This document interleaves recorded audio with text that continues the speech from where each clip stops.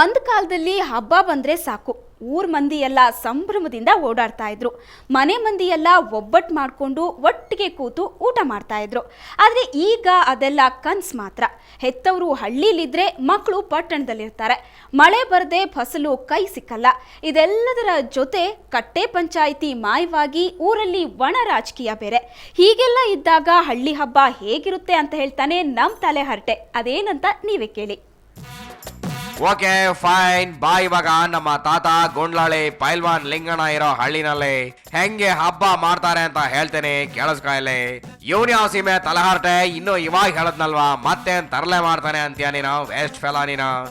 ನಮ್ಮ ತಾತನ ಕಾಲದಲ್ಲಿ ಹಬ್ಬ ಮಾಡ್ತಾ ಇದ್ದದಕ್ಕೂ ಇವಾಗಿನ ನಮ್ಮ ಕಾಲದಲ್ಲಿ ಹಬ್ಬ ಮಾಡ್ತಾ ಇರೋದಕ್ಕೂ ತುಂಬಾ ವ್ಯತ್ಯಾಸ ಇದೆ ಕಾಂತ, ಸಿಕ್ಕಾಪಟ್ಟೆ ಡಿಫ್ರೆನ್ಸ್ ಇದೆ. ಕೇಳೋ, ಡೀಟೇಲ್ ಆಗಿ ಹೇಳ್ತೀನಿ ಏನ್ ಡಿಫ್ರೆನ್ಸ್ ಇದೆ ಅಂತ. ನಿನಗ್ ಗೊತ್ತಾಕಂತ ನಾವೆಲ್ಲರೂ ದೀಪಾವಳಿ ಹಬ್ಬ ಅಂತ ಕರೆಯೋ ಈ ಹಬ್ಬಕ್ಕೆ ಇವತ್ತಿಗೂ ನಮ್ಮ ಹಳ್ಳಿನಲ್ಲಿ ಏನಂತಾರೆ ಗೊತ್ತಾ ನಿನಗೆ?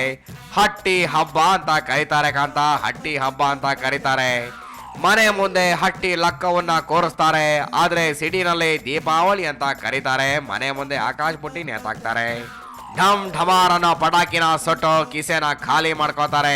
ಓಕೆ ಫೈನ್, ಅದ್ರ ಬಗ್ಗೆ ಮತ್ತೆ ಹೇಳ್ತೀನಿ ನಿನಗೆ. ಇವಾಗ ನಮ್ಮ ಹಳ್ಳಿಯಲ್ಲಿನ ಹಬ್ಬದ ಬಗ್ಗೆ ಹೇಳ್ತೀನಿ, ಕಿವಿ ಓಪನ್ ಮಾಡಿ ಕೇಳಿಸ್ಕೋಕಂತ ನೀನು, ಓಪನ್ ಮಾಡಿ ಕೇಳಿಸ್ಕೋ.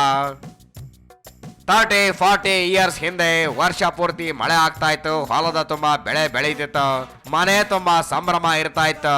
ಹಾಗಾಗಿ ವರ್ಷದಲ್ಲಿ ಬರೋ ದೀಪಾವಳಿ ಹಬ್ಬ, ಯುಗಾದಿ ಹಬ್ಬನ ಊರ ಮಂದಿ ಎಲ್ಲ ಸೇರ್ಕೊಂಡು ಒಗ್ಗಟ್ಟಾಗಿ ಒಬ್ಬಟ್ಟು ತಟ್ಕೊಂಡು ತಿನ್ಕೊಂಡು ಹಬ್ಬ ಮಾಡ್ತಾ ಇದ್ರು. ದಣಿದ ಜೀವಕ್ಕೆ ರಿಲ್ಯಾಕ್ಸ್ ಆಗ್ತಾ ಇತ್ತು ಕಾಂತ, ರಿಲ್ಯಾಕ್ಸ್ ಆಗ್ತಾ ಇತ್ತು. ಆದ್ರೆ ಏನ್ ಮಾಡೋದು ಇವಾಗ ಹೇಳೋ ನೀನೆ? ಮುಂಗಾರು ಮಳೆ ಬರದೆ ಸರಿಯಾಗಿ ಬೆಳೆ ಬರಲ್ಲ, ಹಿಂಗಾರು ಮಳೆ ಆಗಿ ಬೆಳೆ ಬಂದ್ರೆ ಅದಕ್ಕೆ ಸರಿಯಾಗಿ ಬೆಲೆ ಸಿಗಲ್ಲ. ಎಲ್ಲಾನು ಸರಿಯಾಗಿದೆ, ಒಂದು ಸಾರಿ ಅತಿವೃಷ್ಟಿ ಆಗುತ್ತೆ, ಮತ್ತೊಂದ್ ಸಾರಿ ಬರಗಾಲ ಬರುತ್ತೆ.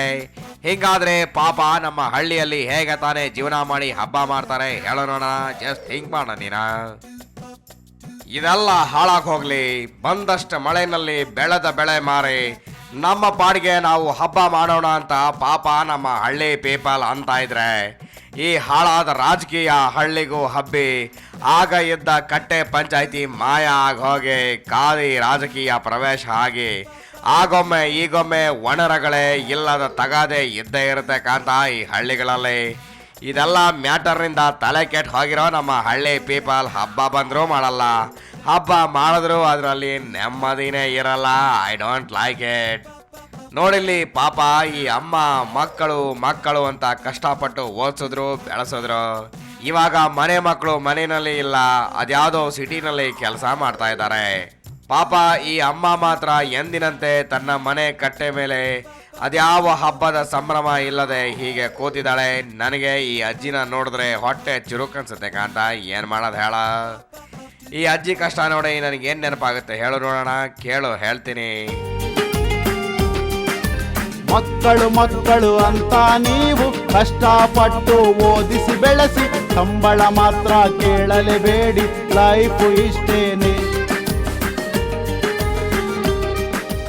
ಏನ್ ಮಾಡಕ್ಕಾಗುತ್ತೆ ಕಾಂತ, ಏನ್ ಮಾಡಕ್ಕಾಗುತ್ತೆ? ಇವಾಗಿನ ಕಾಲನೇ ಅದೇ ರೀತಿ ಅಲ್ವಾ. ಹಳ್ಳಿ ಒಂದ್ ಕಡೆ, ಪಟ್ಟಣ ಮತ್ತೊಂದ್ ಕಡೆ. ಹಳ್ಳಿಲಿ ಓದೋರು ಕೆಲಸ ಮಾಡೋದಕ್ಕೆ ಪಟ್ಟಣ ಸೇರ್ತಾರೆ.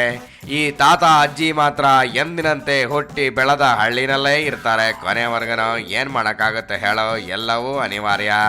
ಹಳ್ಳಿಯಲ್ಲಿ ಓದೋರ್ಗೆ ಹಳ್ಳಿನಲ್ಲಿ ಕೆಲಸ ಸಿಗಲ್ಲ, ಪಟ್ಟಣಕ್ಕೆ ಹೋಗ್ತಾರೆ. ಪಾಪ ಇವರಿಗೆ ಪಟ್ಟಣಕ್ಕೆ ಹೋಗೋಕ್ಕಾಗಲ್ಲ, ಹಳ್ಳಿನಲ್ಲೇ ಇರ್ತಾರೆ. ಸೊ ಇವಾಗ ಒಟ್ಟಿನಲ್ಲಿ ಹಳ್ಳಿಗಳಲ್ಲಿ ಮನೆ ತುಂಬ ಮಂದಿ ಇರದೆ ಹಳ್ಳಿ ಹಬ್ಬಗಳಲ್ಲಿ ಮಜಾನೂ ಇರಲ್ಲ, ನೆಮ್ಮದಿನೂ ಇರಲ್ಲ ಡಿಯರ್. ಹೀಗಾಗಿ ಸದ್ಯಕ್ಕೆ ನಮ್ಮ ಹಳ್ಳಿ ಪೀಪಲ್ಗೆ ಹಬ್ಬ ಇದ್ದ ದಿನಾನೂ ಒಂದೇ, ಇಲ್ಲದ ದಿನಾನೂ ಒಂದೇ. ಇದನ್ನೆಲ್ಲ ನೋಡಿದ್ರೆ ನನಗೆ ತುಂಬ ಬೇಜಾರಾಗುತ್ತೆ, ಸಖತ್ತಾಗಿ ಬೇಜಾರಾಗುತ್ತೆ. ಏನು ಮಾಡೋದು? ನೋಡಿಲಿ ಪಾಪ ಕಟ್ಟೆ ಮೇಲೆ ಕೂತು ಮೊಮ್ಮಕ್ಕಳ ಜೊತೆ ದೀಪಾವಳಿ ಹಬ್ಬದಲ್ಲಿ ಒಬ್ಬಟ್ಟು ತಿನ್ನಬೇಕಾದ 80 ವರ್ಷದ ಈ ತಾತ ಹೆಂಗೆ ಕಷ್ಟ ಪಡ್ತಿದ್ದಾನೆ ಅಂತ. ಪಾಪ ಅಲ್ವಾ, ಪಾಪ ತಾತರಿಗೆ ಟೆನ್ಷನ್.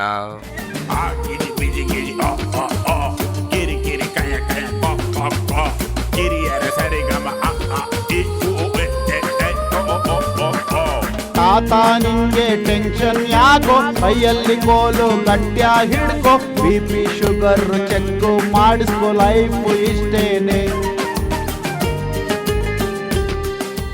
ಹಳ್ಳಿಲಿ ಸುತ್ತಾಡ್ದ. ಅಲ್ಲಿ ಬಡ ಜನರನ್ನ ಕಂಡು ಅಯ್ಯೋ ಅಂದ.